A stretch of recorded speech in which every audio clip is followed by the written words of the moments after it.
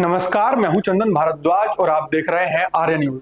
पश्चिम Asia में जारी जंग के बीच एक ऐसी खबर सामने आई जिसने दुनिया भर में बहस और विरोध की लहर पैदा कर दी है। अमेरिका और इजराइल हमलों में ईरान के सुप्रीम लीडर अयातुल्ला अली खामिनेई की मौत के बाद दुनिया के कई देशों में लोग सड़कों पर उतर आए हैं। मिडिल ईस्ट से लेकर दक्षिण एशिया तक इस घटना को लेकर गुस्सा और भावनात्मक प्रतिक्रियाएं देखने को मिल रही हैं। भारत में भी इस खबर का असर साफ दिखाई दे रहा है। देश के अलग अलग हिस्सों में कई धार्मिक नेताओं और मौलानाओं ने इस घटना की कड़ी निंदा की है। उनका कहना है कि किसी भी विचारधारा या मतभेद के नाम पर किसी इंसान की जान लेना इंसानियत के खिलाफ है। कुछ मौलानाओं ने इसे पूरी दुनिया में बढ़ते तनाव और मुस्लिम दुनिया की भावनाओं से जुड़ा मुद्दा बताया।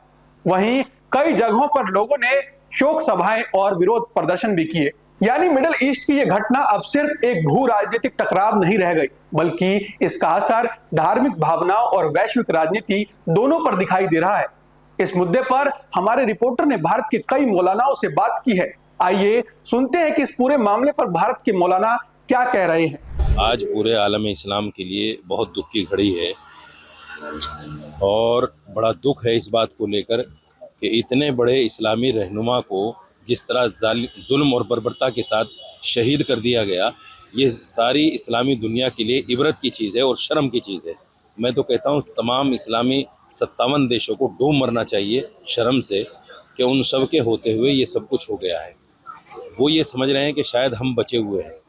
ऐसा नहीं है। जब आयतुल्ला खामिनेई जैसा आदमी जिसको शहीद किया जा सकता है, तो फिर ये जो बाकी देश के लोग हैं ये अमेरिका के सामने कुछ भी नहीं है। जिस तरीके से ईरान पर अटैक किया गया है और ईरान जो कि एक ज़ाहिर सी बात है खुद मुख्तार और इंडिपेंडेंट और सॉवरेन कंट्री है, उस पर इसराइल और यूएस ने जिस तरीके से अटैक किया है उससे तमाम इंटरनेशनल लॉज की धज्जियाँ उड़ाई गई हैं और एक नहायती बर्बरियत का मुजाहरा किया गया है। और फिर जिस तरीके से अब खामनेई साहब का इंतकाल हो गया है, उनको मारा गया है, उसकी हम लोग सख्त अल्फाज में मजम्मत। वो देश के जिसने हिरोशिमा और नागासाकी में लाखों लोगों को जो है बम के ज़रिए से बर्बाद कर दिया हो, वो हज़ारों एटम बम रखे, और दूसरा एक देश जो है वो शांति प्रिय शांति के साथ जो है और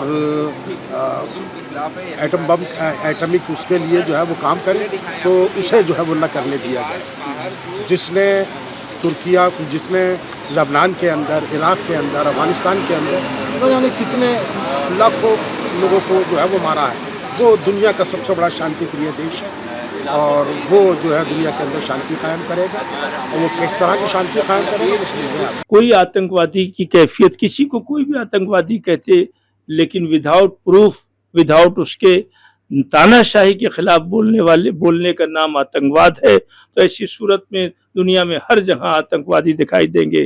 कोई एक हिंदू भी अगर तानाशाही के खिलाफ उठेगा या जुल्म के खिलाफ उठेगा तो ट्रंप या अमेरिका ये कहेगा कि हाँ ये दहशतगर्द हैं।